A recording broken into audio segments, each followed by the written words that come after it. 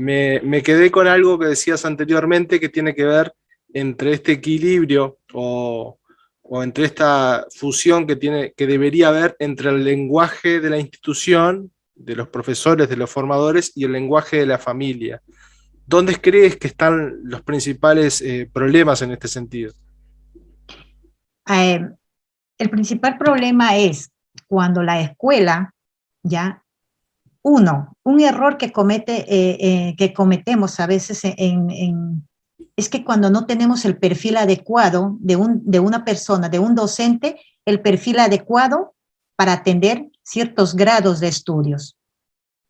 No todos tenemos el perfil adecuado y no estamos ubicados de acuerdo a nuestra personalidad, porque nosotros también como maestros no venimos también con nuestros traumas, venimos con nuestros estados emocionales, entonces hay maestras o docentes que se dan más para atender a los pequeños y hay docentes que se dan más para estar con los grados mayores.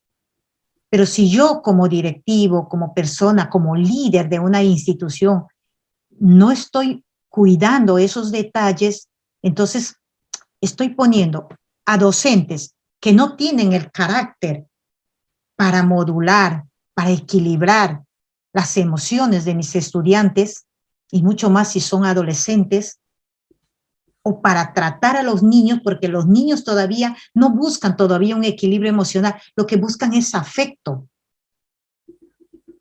¿Por qué? Porque en casa todavía están en una etapa, los más pequeños, de recibir afecto. Entonces, el padre es allí cuando confunde el amor con la educación que le tiene que dar en la familia. Entonces, un desequilibrio en la escuela es cuando nosotros vemos que ubicamos a nuestros docentes en grados donde mi perfil como docente no me está dando. Entonces, cuando eso sucede, no hay una atención y no va a existir un diagnóstico que ayude a identificar los problemas por el que están pasando los niños. Porque esto, ahora que voy a pasar a la etapa mayor, que son los adolescentes, entonces vienen a una reunión de padres, entonces no encuentran la información. Entonces lo que encuentran son quejas. Tu hijo es así, yo le digo esto y esto y esto y esto. Entonces el padre sale pensando que su hijo es el peor de clase. Y no tenemos ese equilibrio entre la escuela, que tiene que cohesionarse, que tiene que equilibrarse, que tiene que juntarse para poder hablar un solo idioma. Entonces, es ahí cuando tenemos un quiebre, porque no vamos a saber cómo ayudar a la familia o cómo la familia ayudar a la escuela en esta etapa en la que se encuentran nuestros hijos. Sí, Sonia. Extraigo de aquí, Sofía, que por ambas partes, tanto en los educadores como en los padres, que también son educadores, pero ya es la propia familia, deberían de haber un desarrollo de habilidades blandas, ¿no? Sí. No solo esas habilidades duras en el caso del docente, tiene el conocimiento, sabe la materia a enseñar, sino tener esas habilidades blandas para poder gestionar también no solo sus emociones, que también traemos, sino poder apoyar en las cuestiones en la gestión de las emociones de esos niños, sobre todo antes de que lleguen a ser adolescentes, que ahí nos encontramos ya con otros conflictos y Sí. otros problemas. Sí, eso es cierto, y en la familia, que los padres deben aprender a tener una orientación. Cuando van a ser padres, es necesario que ellos asistan a un profesional que les pueda dar la orientación adecuada y necesaria para aprender a ser padres. Y no ser padres intuitivos, sino padres preparados, así como nosotros que mandamos a nuestros hijos a leer y escribir, pues pienso yo siempre he recomendado que los padres deben ir a una orientación de cómo empezar a educar, porque lo que nosotros si somos padres la primera vez, todos nuestros conocimientos y nuestros miedos, le damos a nuestro primer hijo. Y es ahí cuando tenemos un segundo hijo y hay un desequilibrio de personalidades. Una parece más frágil, más vulnerable, como una esponjita de emociones, porque todos nuestros miedos los dejamos en nuestro primer hijo. En cambio, con el segundo hijo, como ya tenemos la formación, la educación, la práctica, nuestro segundo hijo no necesita tanto es más de rechazar el afecto que le puede dar la familia. ¿Por qué? Porque aquí ya no estamos ensayando el ser padres. En el segundo hijo ya sabemos ser padres. Hemos aprendido a ser padres. Por lo tanto, al segundo hijo muchas veces ya tiene un equilibrio emocional. Entonces, es ahí cuando vamos mirando y decimos, ¿pero por qué ustedes son tan diferentes?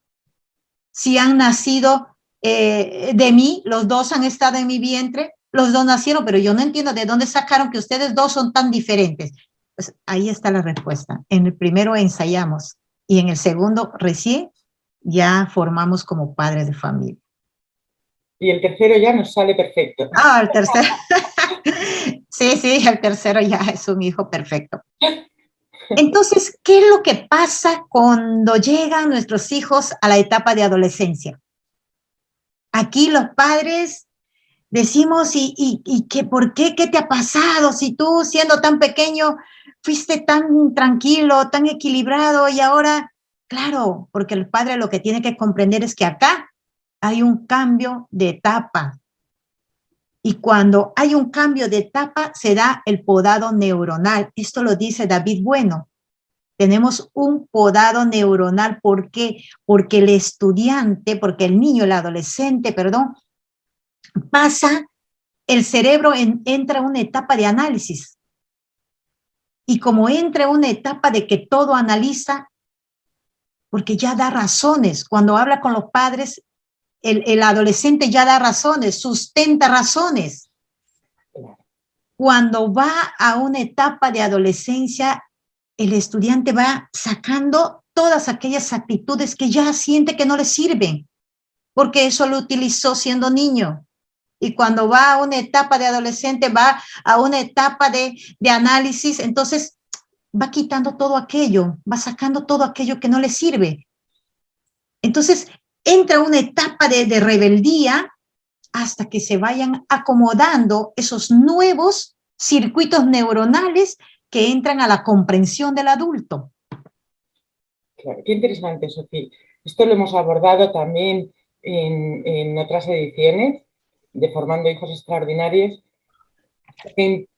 Salen al mundo, ¿no? Primero empiezan a cambiar de referentes. Hasta ese momento sus referentes han sido sus padres o sus líderes familiares, abuelos. Pero ahí no te cuestionan, eres como su Superman o su Superwoman, lo que dice papá, lo que dice mamá es lo que debe ser, es lo correcto, y ni se cuestionan si le está yendo bien o no. Y ahí, en ese proceso en que entran ya en preadolescencia, que ya tienen sus propios juicios, su propia manera de validar si aquello le gusta, no le gusta, le interesa, no le interesa, le funciona o no le funciona desde su manera de observar el mundo, ahí es donde decimos, wow, qué rebelde se volvió mi hijo. Sí, sí, así es. Es realmente, en esta etapa es cuando ya se va dando una madurez de la capacidad neuronal. Y cuando esto es que el niño está pasando por una etapa de ensayo-error. Ensaya esta respuesta, esta conducta, está ensayando si es bien recibida por sus compañeros, si es recibida con los padres, muy bien, me sitúo acá. Pero si no es, vuelve a ensayar otra nueva conducta. Entonces, hasta que este estudiante va llegando a una propia respuesta. Y es cuando el adulto nuevamente empieza a comprender y a aceptar la nueva emocionalidad, la nueva conducta, la nueva madurez de tu hijo. Y es ahí cuando empieza. Y a veces nosotros decimos, pero el adolescente va pasando por esta etapa, ¿no? Y a veces el padre dice, anda, pero si ayer estuviste tranquilo, pero si ayer dijiste esto y ahora vuelta, estás con esto. Claro, porque nuevamente está volviendo a ensayar otra podación neuronal. Claro. Y Sofía, ¿qué les pudieras decir a esos papás que nos estén siguiendo y escuchando, que no saben cómo hacer, que se encuentran con el conflicto de repente pensar que su hijo cambió, que se lo han cambiado, que no es el mismo y están preocupados? ¿Qué les podrías decir para que ellos encontraran un modo de acompañar a sus hijos sin miedo, sin esa ansiedad, sin esa preocupación continua? A ver, ¿qué es lo que los padres deben hacer? Los padres deben aprender a aceptar, en primer lugar, el podado neuronal en el que está su niño. Es una etapa que todos hemos pasado, todos. Entonces, el padre debe aceptar, pero al mismo tiempo no puede soltar totalmente al adolescente, no puede soltar. Debe ir en ese control, ¿no? En ese control. Al niño pequeño debe enseñarle, como dicen acá, Sonia, a espabilar al niño, ¿no? Que se suelte al pequeño. Pero al adolescente ya no le puede decir, oye, ahí sí tenemos que llevar un control. ¿Por qué? Porque está en ese, como te digo, ese desequilibrio para que pase a una madurez neuronal que está y el padre debe comprender que la etapa en la que nosotros estamos como padres no es la misma etapa en la que está su hijo. Y si el padre es capaz de comprender que ese es un proceso normal y que no lo vea como una preocupación, mi hijo es malo, es un adolescente rebelde, no, es que algunos llegan a una madurez muy rápida y nuevamente quedan en un nivel de equilibrio.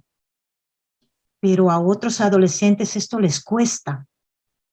No están, o sea, no aceptan fácilmente el dejar la etapa del juego, de la diversión, para meterse a una etapa de la responsabilidad, porque ellos cuando van a bachillerato, cuando pasan a la secundaria, es una etapa totalmente diferente a lo que ellos vivieron estando en la etapa infantil. Claro. Dice Ivonne Laborda, no sé si conoces Ivonne Laborda, es una terapeuta que trabaja con niños y con padres, que para ellos es un auténtico conflicto, porque hasta ahora han tenido pautas, no han tenido que, pues, porfiar a sus padres, porque lo que decían sus padres era lo que era, y de repente se encuentran con que hay cierto tipo de decisiones que ya pueden tomar.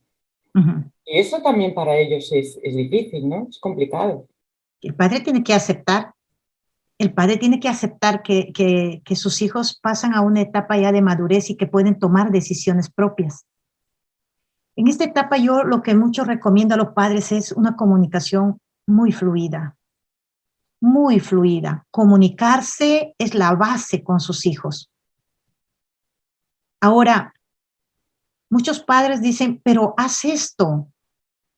Pero eso le funciona a esta persona. El consejo que le está dando es algo que a ti te ha funcionado, pero tú ya no tienes 17 años, 18 años. Estamos en una edad de 40 y tantos y 50 y tantos años. Por lo tanto, tú no puedes dar el consejo de que esto le puede funcionar a tu hijo.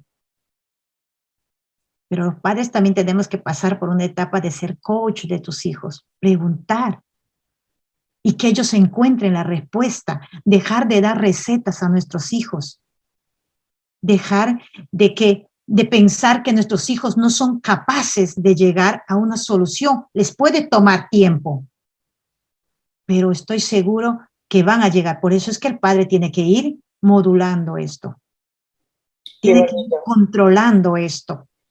Qué bonito, ¿no? Qué interesante esto que nos... Tiene que llegar, el adolescente puede llegar a sus respuestas. Yo tengo una hija de 17 años que acaba de cumplir por lo tanto está en toda la adolescencia, y tengo una de 28. Ya podrán ver la etapa que están ahí, ¿no? Entonces, yo he vivido ambas etapas con mi hija, y ahora que la siento con la adolescente. Ella, por ejemplo, mamá, muy mortificada, he desaprobado en 2 cursos. Ella me lo dice, ¿no? Su madre es la primera en enterarse, antes que mi hermana. Mamá, he desaprobado en 2 cursos. Ya, hijita, muy bien, le digo, me parece bien. Pues ahí está tu reto, cariño. Tú sabrás. Yo estoy segura que tú vas a encontrar la forma de superar eso. Yo solamente sigo su proceso. No la presiono, sigo su proceso. Hija, ¿cómo vas? ¿Has buscado ayuda? ¿Quién crees que te pueda ayudar en esta materia? ¿Necesitas un profesor particular? No, mamá. ¿Y cómo lo vas a solucionar? No, ya pregunté a tal persona, ella ya tiene las respuestas. A ver, dime, ¿cómo no voy a confiar yo si ella sola está buscando las alternativas de solución? Este ensayo de conductas también tiene que ver con un ensayo de identidades.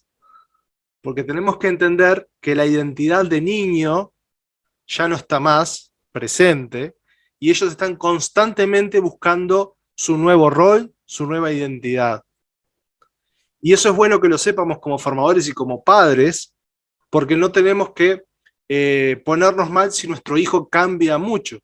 Porque en esa etapa de la adolescencia, que puede durar muchos años, porque no es exactamente como están los libros, no tiene que ser de 12 a 18, a veces puede arrancar antes o puede terminar mucho más tarde, pueden haber varios ensayos de conductas y de identidades. Entonces, como padres, es bueno que acompañemos y también pongamos en práctica la palabra comprensión. No preocuparnos si nuestro hijo, nuestra hija cambia de conductas, cambia de identidades. Tenemos que entender, es una forma de entender esas etapas.